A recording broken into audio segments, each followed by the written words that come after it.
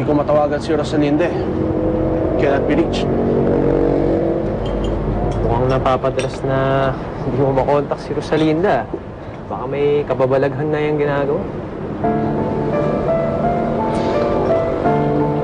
Ano bang gusto mong palabasin, ha? Baka may lalaki. Laging patay yung cellphone niya eh. Diba? Kaya ano, ako mo, diba? Gago ka pala eh! Okay. I'm here now. Yes, Berta, papasok na lang ako dun sa loob ng coffee shop at hihintayin na lang kita doon, okay? So I'll see you. Okay, bye-bye.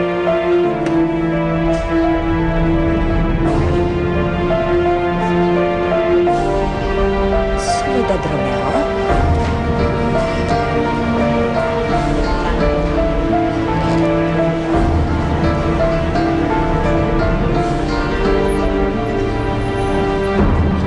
Dito ni Rosalinda kasama si Soledad Romero.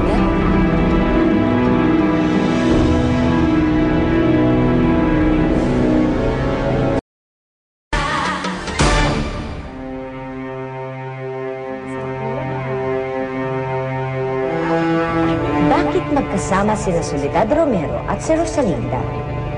Akala ko ba galit itong si Rosalinda kay Soledad? At nagtatawanan pa sila. Mukhang napakasaya nila.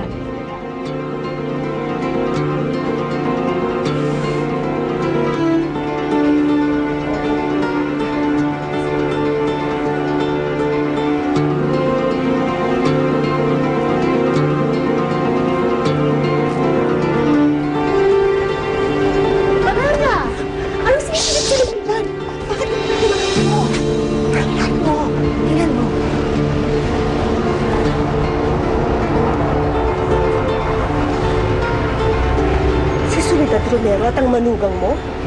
Halikas, usubin na natin. Berta, let's just go. Let's just go. I'll just explain to you. Bakit? Anong problema mo? Ikaw! Ikaw ang problema ko, ha? Bakit kung ano-ano sinasamot ako sa asawa ko? Ba't mo siya sinisiraan? Pare, hindi ko naman sinisiraan si Rosalinda. Iniisip ko lang, lagi mong hindi makontak yung asawa mo. Baka may inililihim siya sa'yo. Wala siyang nililihim sa akin. Bahala ka na nga dito, bad vibes ka!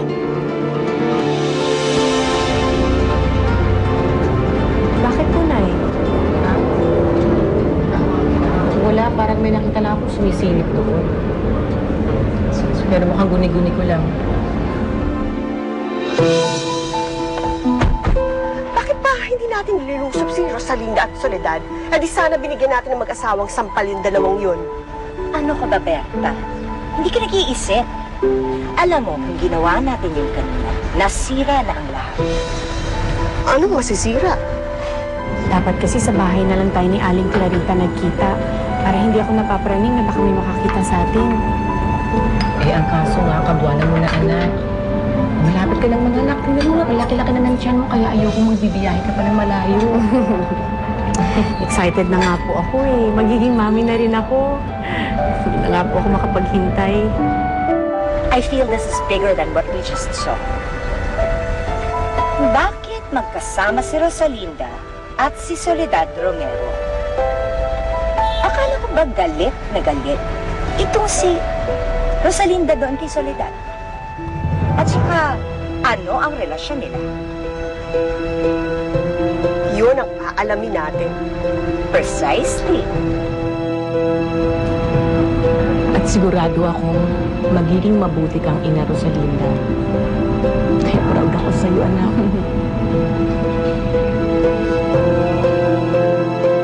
Sa palagay ko, ito na yung alas na matagal ko nang hinihintay.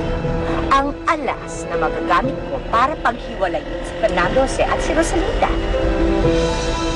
Malakas ang aking pakiramdam na ito na ang simula ng pagbagsak ni Rosalinda.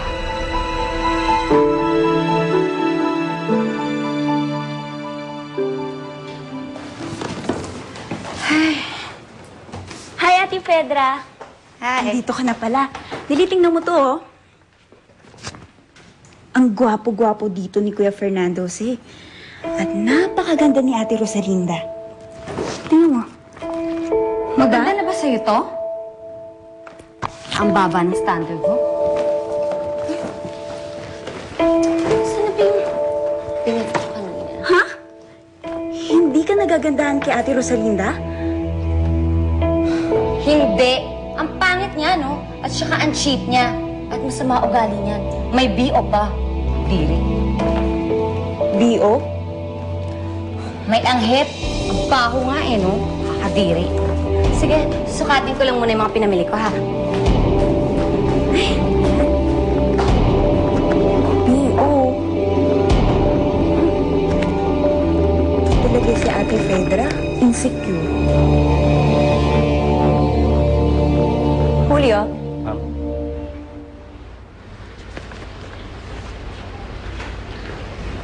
Uy, ma'am, para saan po to? Pauna kong bayad sa'yo. Meron akong ipapagawa. Mahalagang bagay. Maaasahan ba kita o hindi? Naku, ma'am, hindi ko kayang pagagawa niyo sa akin, ma'am. May takot ako sa Diyos. Hindi ko kaya pumatay ng tao. Lumayo ka nga sa akin. Bakit may inutos ba kasi meron akong ipapapatay, tonto? Diba? Ma'am, kasi ayun yung napapanood ko sa TV. Akala ko may ipapapatay kayo. Eh, ma'am, ano ba yung pagagawa niyo sa akin? Ha? Pinag-away kayo ni Gerardo? Pero bakit? Ano pinag-awayan niyo? Kung ano kasi Peg sasabi. Nag-init tuloy ulo ko.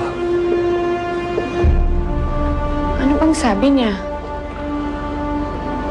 Pwede ba huwag na lang natin pag-usapan? Tsaka ba nanggaling kanina?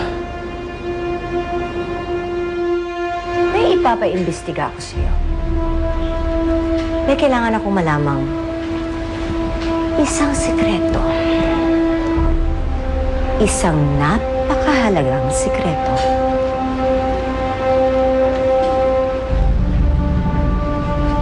Sikreto? Ano yung sikreto? Fernando Jose, may gusto sana akong sabihin sa'yo. Ano yun? Ano kasi, Fernando Jose, sana huwag kang magagalit.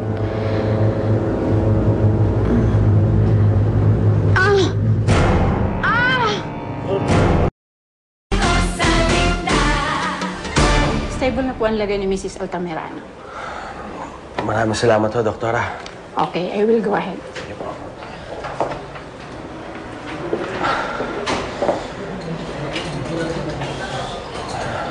Rosalinda.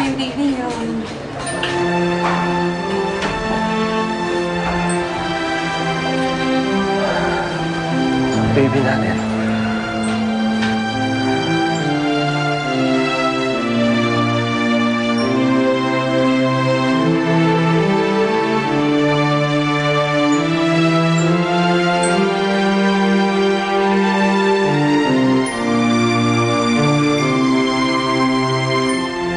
Fernando, kasi tingnan mo. Ang ganda-ganda niya. Hi, baby. Ang mama mo to. At saka ang daddy mo. Anong ipapangalan natin sa kanya? Erika. Dahil para siyang isang anghel. Anghel ng buhay natin.